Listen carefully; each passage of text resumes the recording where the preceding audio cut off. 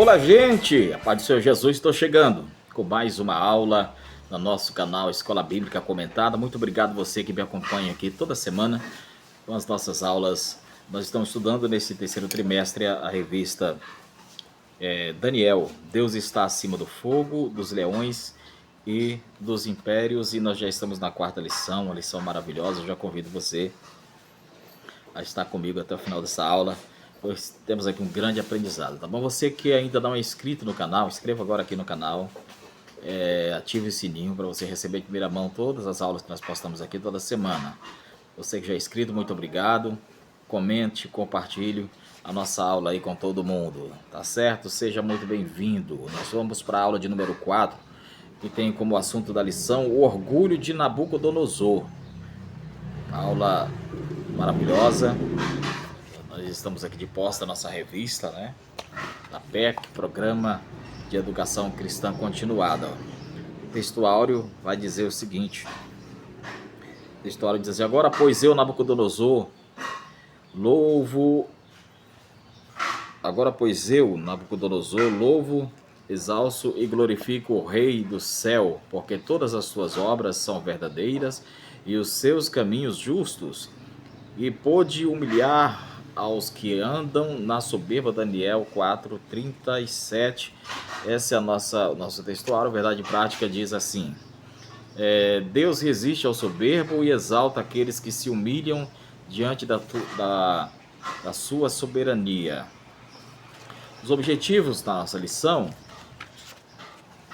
é compreender o significado do sonho da grande árvore e sua interpretação. Também reconhecer o perigo do orgulho e as consequências da soberba.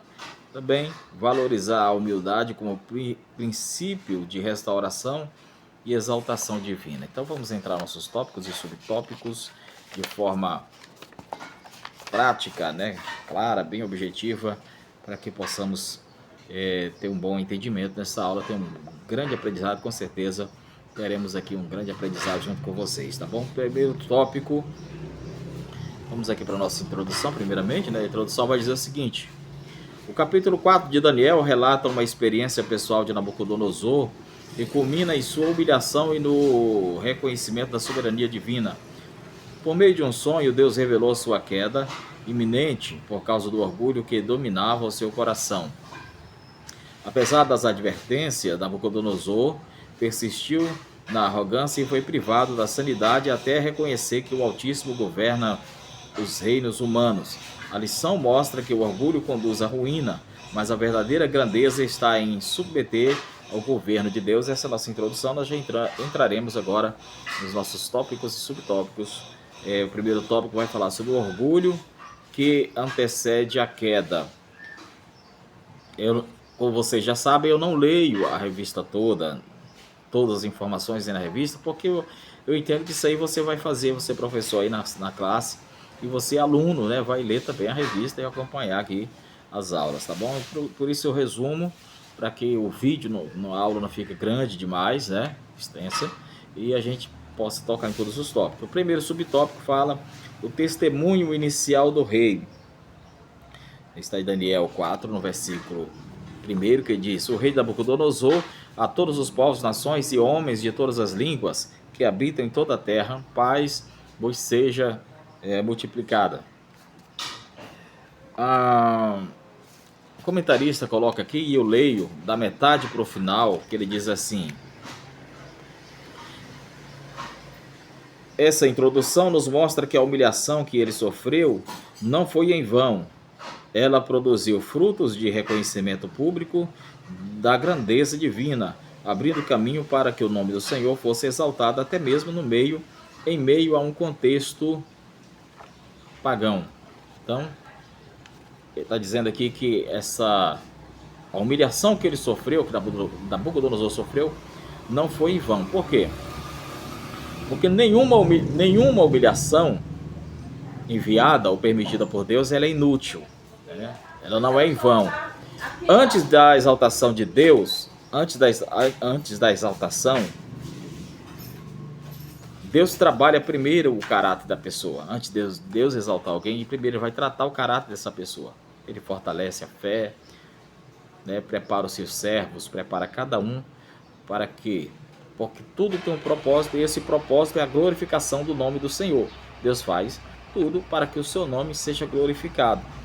Nós temos, por exemplo, Deuteronômio 8, os capítulos 2 e 3, diz que Deus humilhou Israel no deserto para provar Israel e ensinar que Israel precisava viver na sua dependência, na dependência de Deus. E 1 de Pedro 5 e 6 diz: humilhai-vos, portanto, debaixo da poderosa mão de Deus, para que no seu tempo vos exalte. Então, tudo tem um tempo, tudo tem um propósito. O próprio Tiago vai dizer assim, Tiago 4,10: humilhai-vos diante do Senhor e Ele vos exaltará. Olha que coisa maravilhosa, né? Sempre é uma recomendação.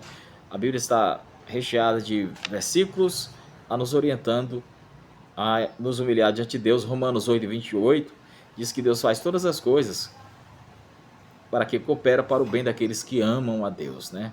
Isso é maravilhoso. Só que vale lembrar que a Bíblia ela distingue a humilhação entre a humilhação usada por Deus, né, para disciplinar e moldar os seus filhos, moldar o caráter de alguém, como já foi falado aqui, pela humilhação causada pelo pecado e pela injustiça humana. Então, uma coisa é Deus provando, uma coisa é Deus tratando com alguém, outra coisa é alguém, como diz, sofrendo as consequências dos seus erros, dos seus pecados. Então, uma pessoa que peca contra Deus e está passando por uma situação, ela não pode dizer assim, Deus está me provando. Porque tem coisa que não foi Deus, tem coisa que foi a pessoa que escolheu, foi uma decisão, foi uma escolha. Então tem muita gente hoje sofrendo e Deus não tem nada a ver com isso, foi você que escolheu. Aliás, tudo faz parte das nossas decisões, das nossas escolhas, né? Claro que Deus pode usar até mesmo essas situações, essas consequências, para produzir um bem maior, produzir algo bem maior na vida daqueles que confiam em Deus. Mesmo a pessoa passando por alguma situação, Deus vai tratar com ela e vai ensinar e fazer com que ela entenda que ela depende da graça e da misericórdia de Deus e aprenda a confiar em Deus. Mas na frente o comentarista diz assim,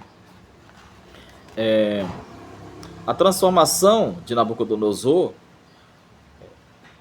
serve como um poderoso lembrete de que nenhum coração está fora do alcance da graça de Deus. Olha aí. Nenhum coração está fora do alcance da graça de Deus. Por mais endurecido que o coração pareça, a graça de Deus é capaz de quebrantar esse coração. Então não tem coração que Deus não quebra. Basta a pessoa estar pronta e preparada para atender o chamado, obedecer a Deus, né? Então Deus é capaz de transformar, Deus é capaz de restaurar esse coração. Não existe um passado tão sombrio, não existe um pecado tão grande ou uma vida tão distante que o amor de Cristo não possa alcançar. A graça, eu sempre digo que existe graça suficiente para alcançar o pecador. A Bíblia declara em Tito 2:11, porque a graça de Deus se manifestou trazendo salvação a todos os homens. Então, a graça suficiente para salvar todo mundo. Basta o ser humano dar uma resposta positiva ao convite de Deus para a salvação. Quanto à vida, a esperança. A graça ela continua chamando. A graça continua perdoando. A graça continua transformando aqueles que se voltam para Deus, né, com arrependimento, né? Porque daqui a pouco a gente vai falar mais sobre arrependimento, mas tem que se voltar, mas voltar arrependido, um coração quebrantado, nenhum coração está longe demais para que, né, mas eu estou distante da igreja, estou distante dos caminhos do Senhor. Não existe um coração longe demais para Deus, para aquele que é especialista em fazer novas todas as coisas. Então, se você conhece alguém que está muito tempo distanciado dos caminhos do Senhor, você conhece alguém que saiu da igreja e que sabe a gente olha esse aí não tem mais jeito, esse aí nunca mais volta. Não existe ninguém distante demais para Deus que faz o impossível e que é especialista em transformar vidas. No segundo subtópico vai falar sobre o novo sonho e a angústia do rei. Daniel 4:5, que ele diz assim: tive um sonho que me espantou, e quando eu estava no meu leito, os pensamentos e as visões da minha cabeça me turbaram. Diz aqui o comentarista, da metade para o final, ele diz assim: a perturbação do Nabucodonosor reflete o conflito interior de quem, embora poderoso, sabe que não controla o seu próprio destino nem a sua própria segurança. Olha aí, o ser humano, ele pode possuir riquezas, pode ter influência, pode ter inteligência, pode ser autoridade, né? Mas nenhuma dessas coisas lhe garante o amanhã. Nenhuma dessas coisas lhe dá segurança do amanhã. A vida de todos os seres humanos, ela está na mão de Deus. A verdadeira segurança, já falamos em outra aula, a verdadeira segurança não está no poder humano, mas na soberania do Senhor. A Bíblia declara que o coração do homem pode fazer plano, mas a resposta certa vem dos lábios do Senhor, está em Provérbios 16, do versículo 1. E a Bíblia diz também assim: há muitos planos no coração do homem, mas o propósito do Senhor permanecerá. Provérbios 19, 21. Nabucodonosor, você vê aqui um rei, o homem mais poderoso da sua época, ele aprendeu que o Altíssimo, Deus Todo-Poderoso, tem domínio sobre os reinos dos homens. A sua história, essa história do Nabucodonosor, ela ensina, nos deixa um aprendizado que toda autoridade humana, ela é temporária, ela passa, enquanto o governo de Deus é eterno. As autoridades humanas passam, mas o governo de Deus continua sendo eterno. A nossa confiança, portanto, ela deve estar no Senhor, ela não deve estar na nossa força, não deve estar na posição ou nos recursos, mas naquele que governa todas as coisas, que é o nosso Deus Todo-Poderoso. Somente Deus controla o destino e concede a verdadeira proteção para aqueles que confiam nele. Então, o comentarista deixou bem claro aqui que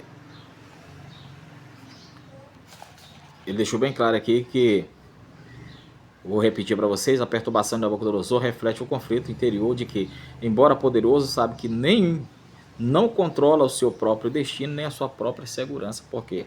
Porque a segurança está no governo de Deus, no comando de Deus, e só Ele que tem. O poder humano é limitado, ele é passageiro, ele é incapaz, ele é impotente, ele não consegue garantir o futuro.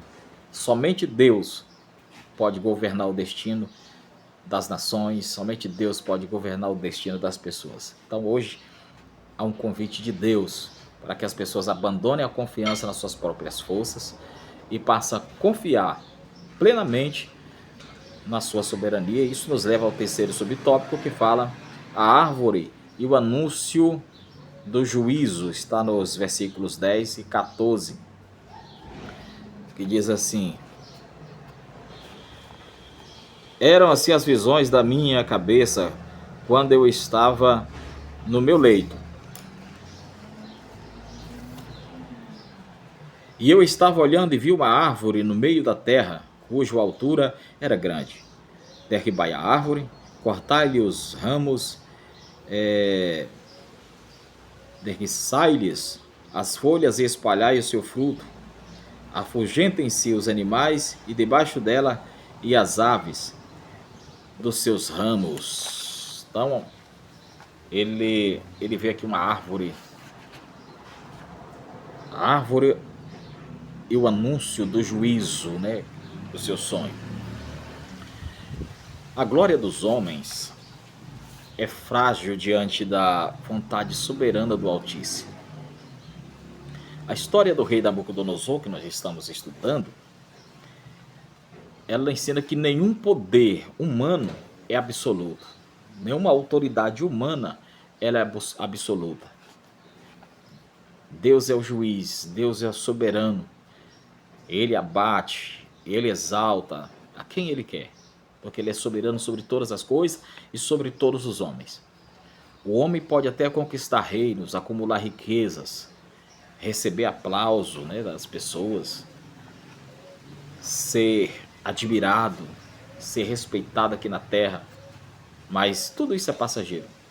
Ele pode conquistar tudo isso, mas isso é passageiro, porque toda a glória terrena é passageira. Quando ela é confrontada com a soberania de Deus, aí você vai ver que tudo passa. Nabucodonosor, ele atribuiu a si todo o mérito, né, de suas conquistas. Ele só esqueceu que foi Deus que lhe deu autoridade. Quantas pessoas vêm fazendo isso ao longo do tempo? Esquecendo que foi Deus que colocou ali, esquecendo que foi Deus que constituiu. Esse é um problema muito grande daqueles que chegam a um patamar onde foi colocado por Deus e depois se esquece disso. Aí se enche de orgulho, né? E o orgulho, ele sempre tenta roubar a glória que pertence ao Senhor. Todo orgulhoso, ele tenta roubar aquilo que só pertence a Deus. Nunca, absolutamente nunca permita que o sucesso faça com você esquecer daquele que vê todas as coisas, daquele que pode todas as coisas. Esquecer do próprio Deus. Toda conquista, toda honra, todo poder, toda glória pertence ao Senhor e não aos homens.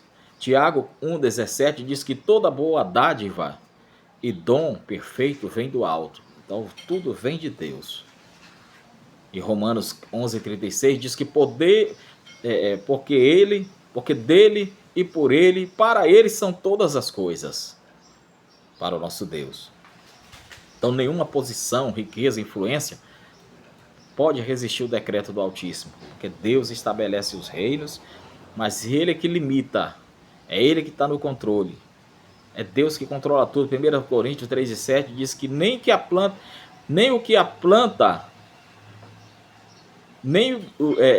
planta é alguma coisa, nem o que rega, mas Deus é que dá o crescimento. Então, Deus tem o controle da natureza, Deus tem o controle da vida dos seres humanos. É isso que nós precisamos entender, o ser humano precisa entender isso. Jamais e ter o cuidado para que o sucesso jamais ocupe o lugar que só pertence a Deus. Que o sucesso ocupe o lugar, por exemplo, da gratidão. Pois tudo que somos, tudo que temos, procede das mãos de Deus, vem das mãos de Deus. Até o que nós ofertamos, até aquilo que nós damos. Ele diz, das tuas mãos nós recebemos e a ti damos. Então nós estamos apenas devolvendo e retribuindo aquilo que o próprio Deus nos deu. E isso nos leva ao segundo tópico que fala, Daniel interpreta o sonho do rei. O primeiro subtópico fala, Daniel se aflige ao entender o sonho. Isso é interessante. Esse tópico aqui é muito interessante. Você vai entender, né, e ler comigo isso aqui. Vamos lá. No capítulo 19, para você que está acompanhando na Bíblia, capítulo 19. Então Daniel, cujo nome era Beltesazar, esteve atônito por algum tempo. Os seus pensamentos o turbavam. Então lhe falou o rei e disse, Beltesazar, não se perturbe o sonho, nem a sua interpretação. Respondeu Beltesazar e disse, Senhor meu, o sonho seja contra os que te têm ódio, e a sua interpretação para os teus inimigos. Então, metade no final diz assim, ele sabia que o juízo que via sobre Nabucodonosor seria severo e humilhante, e não teve pressa em pronunciar a revelação. Sua reação demonstra sensibilidade, empatia e compaixão, qualidades indispensáveis naqueles que transmitem a palavra de Deus com verdade e amor. Olha aí, que coisa interessante.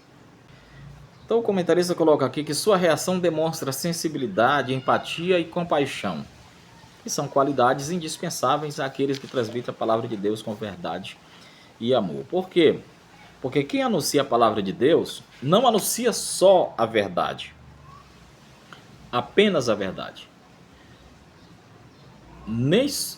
Aliás, não anuncia, quem anuncia a palavra de Deus Ele não foi chamado apenas para falar a verdade, mas para falar a verdade com amor, demonstrando o mesmo amor que Cristo demonstrou pela sua igreja. A verdade, irmão, sem amor, ela pode ferir, né? O amor, a verdade sem amor, ela pode ferir. E o amor sem verdade, ele perde a direção. Então, a gente tem que tomar muito cuidado com isso. O ministério cristão, ele exige equilíbrio entre verdade e amor. Ah, mas eu falo a verdade, doa quem doer. Não, não é por aí que funciona a questão do evangelho. Você fala a verdade, você é verdadeiro, mas você tem que ter cuidado na hora de você exercer essa verdade. Por isso que o comentarista ele coloca aqui que a pessoa tem que ter sensibilidade. O que é sensibilidade? É você perceber a condição espiritual e emocional das pessoas, você ser sensível com isso, né? É você permitir que o Espírito Santo conduza cada palavra no seu tempo. Não, às vezes você está cheio da verdade, cheio da razão, mas não é a hora, não é o tempo de você falar. Não é a hora. Pode ser até isso que as pessoas precisam ouvir, mas não nesse tempo. Não agora. Então a gente tem que tomar muito cuidado com isso. Provérbios 25:11 diz: como maçãs de ouro em salvas de pratas, assim é a palavra dita ao seu tempo. Então você tem que ter o tempo certo de falar, a hora certa de falar. E o comentarista coloca também aqui empatia. O que é empatia? É você se colocar no lugar do outro. É você compreender as lutas do outro. É você compreender a situação do outro sem abrir mão, né, da verdade. Sem precisar abrir mão da verdade. Mas você se colocar no lugar do outro. Se fosse eu aí, como é que eu gostaria que agisse comigo? Então é sobre isso. Como é que está a situação dessa pessoa? Como é que eu devo agir diante dessa situação? A Bíblia diz em Romanos 12:15: alegrai-vos com os que se alegram e chorai com os que choram. Tem muita gente fazendo ao contrário. Estão chorando com quem se alegra, estão se alegrando com quem chora. Tem muita gente fazendo isso aí.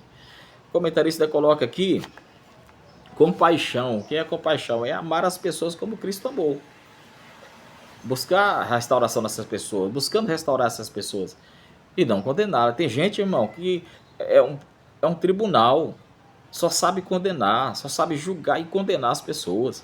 Nunca pensa na restauração, não pensa que essa pessoa pode ser restaurada, não faz nada para que essa pessoa seja restituída. O papel dela é condenar, sabe? E Jesus não era assim. Jesus não fazia assim. Jesus se movia de íntima compaixão com as pessoas. Mateus 9:36 diz assim: vendo ele as multidões, teve grande compaixão delas. Que possamos ter mais compaixão pelas pessoas. O maior exemplo de Jesus é que ele confrontava o pecado, mas ele sempre acolhia o pecador. Ele confrontava o pecado, mas ele sempre dava um jeito de acolher o pecador com amor, com justiça. Ele anunciava a santidade de Deus, mas ele entendia. Ou seja, anunciava a verdade de Deus, mas ele conseguia atrair o pecador para si. Ele conseguia estender a mão para aqueles que estavam quebrantados, precisando de um alento, precisando de um refúgio, precisando de um auxílio, precisando de amor, de carinho, de atenção. E assim também deve ser o agir de todo aquele que prega o evangelho. Pregar a verdade, pregar contra o pecado, mas não esquecer de acolher, não esquecer de buscar esse pecador. Falar a verdade com fidelidade, mas sempre revestido da graça, porque a graça ela alcança o mais vil pecador. E Efésios 4:15 diz: antes, seguindo a verdade em amor, cresçamos em tudo naquele que é a cabeça, que é Cristo. Então, meu irmão, possamos pregar o evangelho, mas pregar com verdade, com fidelidade, mas cheio da graça, cheio do amor de Deus. Que Deus nos conceda um coração cheio de verdade, mas também de sensibilidade, que possamos ser mais sensíveis, que tenhamos mais empatia, mais compaixão para aqueles que precisam, para que nossas palavras conduzam as pessoas a Cristo, e o nome do Senhor seja glorificado, porque tem muita gente pregando aí, mas não está glorificando o nome do Senhor. Ao contrário, está afastando as pessoas por conta da palavra falada fora do tempo, falada sem graça, falada sem amor. Então que Deus nos conceda um coração cheio de verdade, mas também de sensibilidade, de empatia e compaixão, para que nossas palavras possam conduzir as pessoas a Cristo e que isso possa glorificar o seu nome. Isso nos leva ao segundo subtópico, que fala a exposição da sentença divina. Que está no versículo 24, que diz assim, o versículo 24: Esta é a interpretação, ó rei, e este é o decreto do Altíssimo, que virá contra o rei meu senhor. E você leu o tópico todinho, o subtópico, e lá no finalzinho eu vou fazer a aplicação. Lá no finalzinho diz assim, ó: a clareza e a ousadia do profeta ao transmitir esta mensagem revelam que o mensageiro de Deus não deve diluir a verdade para agradar aos ouvintes, nem temer as consequências de falar com fidelidade. A palavra profética não é moldada pelo prestígio de quem ouve, mas pela obediência de quem a entrega. Olha só que coisa interessante. A palavra profética não é moldada pelo prestígio de quem ouve, mas pela obediência de quem entrega. Por quê? Porque o verdadeiro profeta, ele não adapta a mensagem para agradar pessoas influentes, né? Ele não altera o conteúdo da mensagem para agradar ninguém. Ele não altera a verdade para conquistar aceitação, né? Para ser aceito.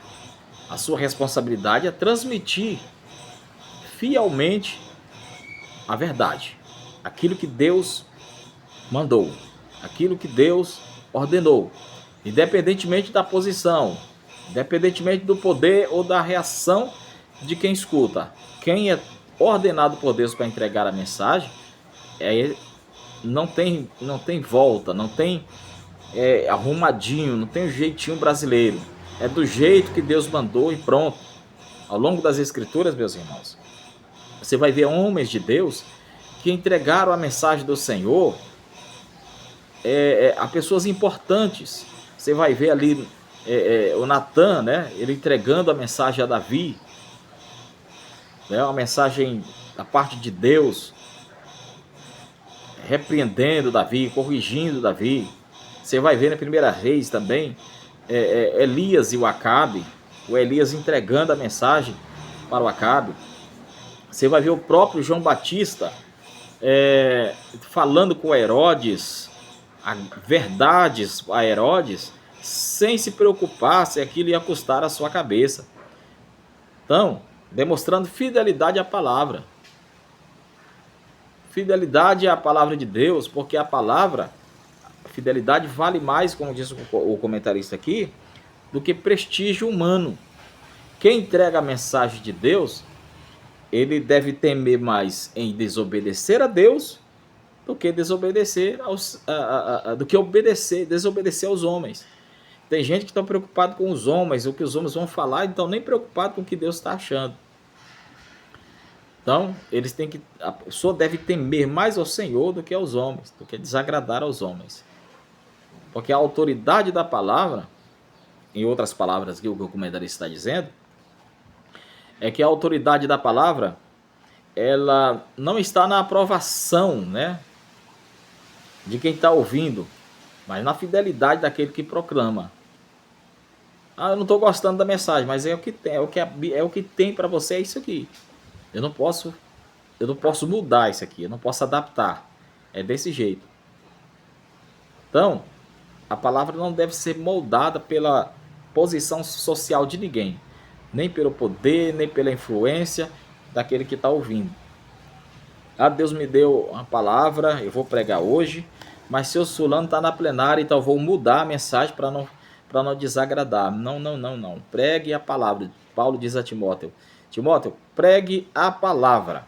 O verdadeiro servo, ele prefere perder aplausos, ele prefere perder seguidores, Ele prefere ser cancelado do que perder a aprovação de Deus.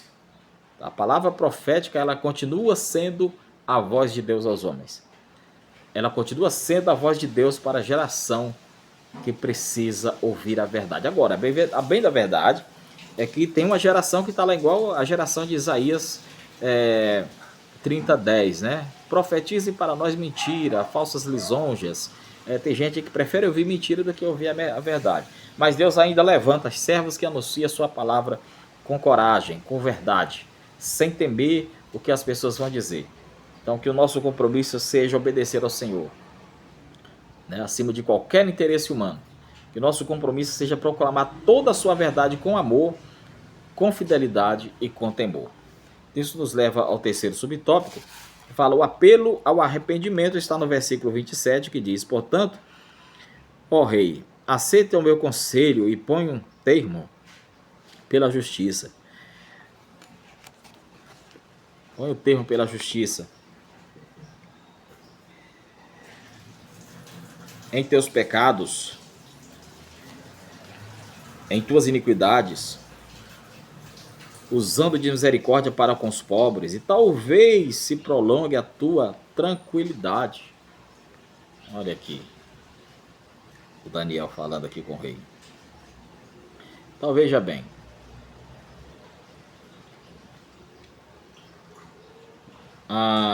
O comentarista coloca aqui, da metade para o final, diz assim: o juízo, ou seja, o apelo mostra que o juízo divino visa corrigir e não destruir, conduzindo o pecador ao arrependimento. Hoje, a mensagem de arrependimento continua essencial. Então eu falei para vocês que nós ia falar sobre o arrependimento. Por quê?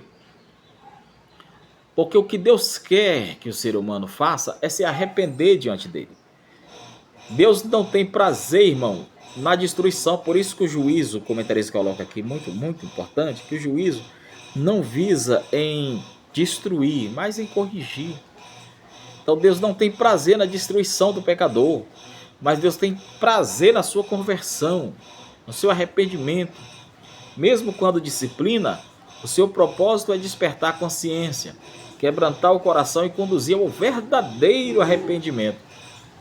Então o juízo divino, ele é uma expressão da sua justiça, mas também da sua misericórdia. Por quê? Porque Deus oferece ao ser humano a oportunidade de voltar, a oportunidade dele se voltar para o Senhor.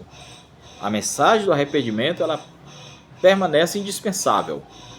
A mensagem do arrependimento, ela não pode fugir dos nossos púlpitos. A mensagem do arrependimento é indispensável para os nossos dias.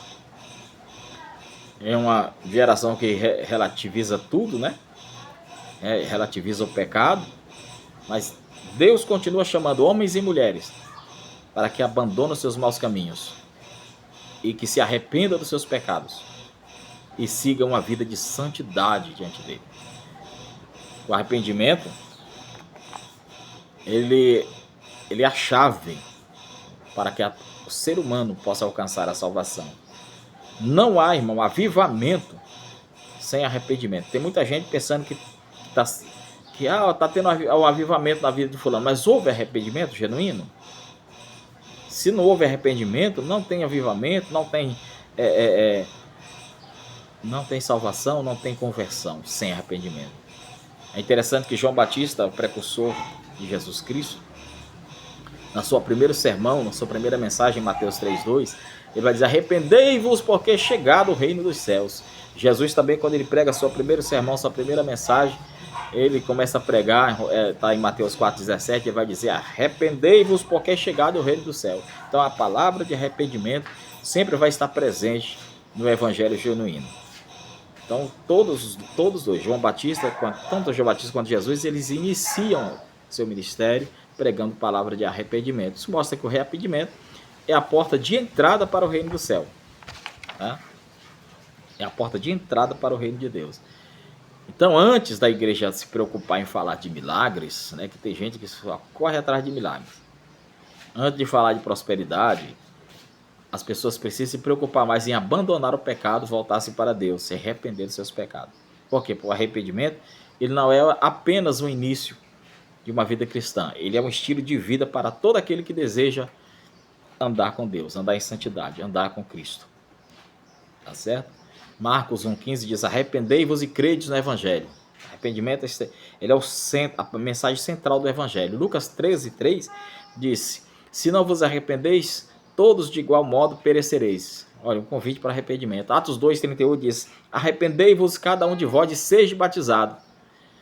Então essa sequência deixa claro que a mensagem do arrependimento continua essencial para a igreja e para o mundo de hoje, para todas as pessoas, todo mundo. Há um convite para todos se arrependerem dos seus pecados. Isso nos leva ao terceiro e último tópico, a restauração após o arrependimento, que nós estamos falando agora há pouco de arrependimento. O primeiro subtópico fala sobre a soberba do coração. Versículos 28 e 29. Todas essas coisas sobrevieram ao rei Nabucodonosor, ao cabo de 12 meses, passeando sobre o palácio real da cidade de Babilônia. Na metade por final, o comentarista coloca aqui: a demora no cumprimento do juízo revela a paciência de Deus, dando tempo para o arrependimento. Muitas das pessoas, elas confundem a demora do juízo de Deus com uma indiferença ou fraqueza. Porém, a Bíblia nos ensina que essa demora era uma demonstração da sua misericórdia. Vocês lembram que nós estudamos a lição de Ezequiel aqui no primeiro trimestre? E nós falamos que a glória de Deus saía devagar do templo, aqui era Deus dando tempo para as pessoas se arrependerem. Então, às vezes, tem gente que as consequências não vêm logo, imediato. As pessoas, é Deus dando tempo, dizendo: ó, se arrependa, mas as pessoas não se arrependam. Então Deus adia o castigo para oferecer ao pecador uma oportunidade de se arrepender, mas tem muita gente que tem dificuldade de entender isso. Então a demora do juízo, ela revela o que? A paciência de Deus, a misericórdia de Deus ainda sobre a vida do ser humano. E 2 de Pedro 3,9 diz que Deus não tem prazer na morte do ímpio. Então Deus, ele salvo engano, 2 de Pedro, tá. Então Deus está ali ainda tendo paciência, sendo longânimo com as pessoas, esperando que elas se voltem, esperando que elas se arrependam, porque a sua paciência é uma expressão da sua misericórdia. Só que a paciência de Deus, ela tem um propósito, que é conduzir a pessoa ao arrependimento. Mas se a pessoa não se arrepende, como é que fica?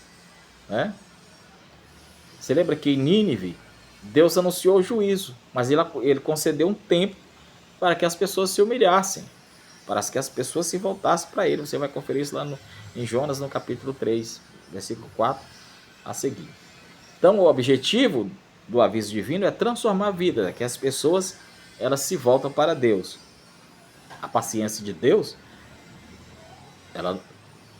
existe um detalhe: a paciência de Deus, ela não dura para sempre, né? Uma hora chega o juízo de Deus, uma hora chega a hora de Deus agir, né? E tudo tem limite. A hora a taça da ira de Deus se enche. E Provérbios vai dizer assim: aquele que muito corrigido e avisado não se arrepende será pego sem chance, né, de cura. Então esse é o grande problema. Quem rejeita direto, né, rejeita continuamente a graça, ele se prepara para enfrentar o juízo de Deus. Mas o tempo que Deus concede hoje é a oportunidade de salvação, é a oportunidade da pessoa se voltar para ele. A demora do juízo não significa que Deus está deixando passar, não significa que Deus Deus fez vista grossa. Não, Deus não faz vista grossa. Não significa que o juízo dele não vai vir, mas significa que a sua misericórdia ainda chama os pecadores para o arrependimento. Então, a pessoa que está no pecado, a pessoa que está levando a vida de pecado, ela tem que entender que esse tempo ainda é a misericórdia de Deus que está sendo alcançada, mas isso aí não é para sempre. Então, Deus está dando tempo. Por quê? Porque a sua graça continua estendida. A pessoa, então, o que a pessoa tem que fazer? Dar uma resposta positiva ao Evangelho. Não endurecer o coração. É abandonar o pecado, é se voltar para Cristo, porque uma hora, vai chegar a hora em que as consequências vêm. Como diz um pastor amigo meu, uma hora que a conta chega, e ela chega e fica caro. Isso nos leva ao segundo tópico, que fala a humilhação completa do rei. Versículo 33. No mesmo instante, se cumpriu a palavra sobre Nabucodonosor. Então, Deus deu tempo, não se arrependeu. Ele foi expulso dentre os homens e passou a comer erva como os bois. O seu corpo foi molhado no orvalho do céu, até que lhe cresceram os cabelos com as penas de águia e suas unhas como a das aves. Olha só que coisa, meu Deus do céu. O castigo chegou, a consequência chegou, o juízo de Deus chegou. Da metade para o final diz assim, o orgulho, lá no finalzinho desse subtópico, né? O orgulho é o precursor da ruína, e a verdadeira sabedoria começa com a humildade diante do Altíssimo. O orgulho, irmão, ele é o precursor da ruína. A Bíblia ensina que o orgulho é um dos maiores perigos espirituais. É o orgulho. A pessoa orgulhosa, ela corre um risco muito grande. Porque o orgulho, ele leva o ser humano. Pode observar, todo orgulhoso, ele confia em si mesmo. Porque o orgulho leva as pessoas a confiar em si. Eles desprezam Deus e a tendência é caminhar para a queda, caminhar para o fracasso. Na contramão disso vem a humildade. Em contraste com isso vem a humildade. Porque a humildade, ela abre o caminho para a graça. Por quê? Porque a sabedoria, a exaltação, ela vem do Senhor. Então, o orgulho, ele é o precursor, diz aqui o comentarista, da queda. Ele precede a queda. A soberba precede a ruína.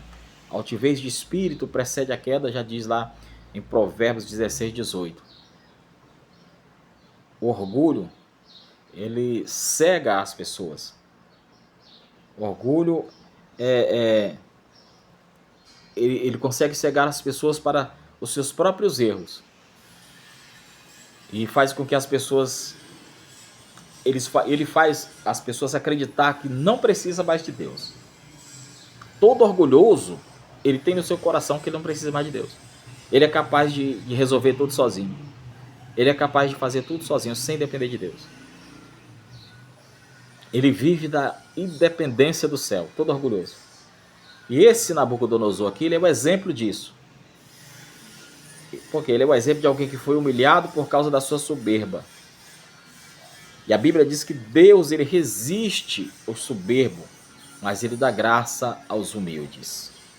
Deus resiste ao soberbo e dá graças aos humildes. Tiago 4,6. Então, a pessoa que é humilde, ela não é fraco, não é fraca. A humildade não é sinal de fraqueza. A humildade é reconhecer que toda força, toda sabedoria, toda vitória, toda conquista vem de Deus. Isso é a pessoa ser humilde. Porque quem se humilha diante do Senhor, ele encontra o seu favor. Ele encontra o favor de Deus. Ele encontra direção. Ele encontra restauração. Então a verdadeira sabedoria, ela começa quando nós reconhecemos a soberania de Deus. Então, o orgulhoso, ele vai sempre viver sofrendo.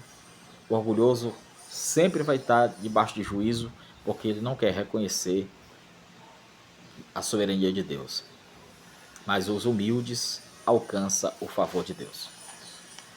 Vamos ao terceiro e último subtópico, a restauração pela graça. Vamos lá? Versículos 34. Mas ao fim daqueles dias, eu, Nabucodonosor, Levantei os olhos ao céu. Olha, soberbo, orgulhoso, mas agora ele consegue olhar para o céu. Tornou-me a vir o entendimento, e eu bendisse, ó Altíssimo, bendisse o Altíssimo, e o louvei, e glorifiquei ao que vive para sempre, cujo o domínio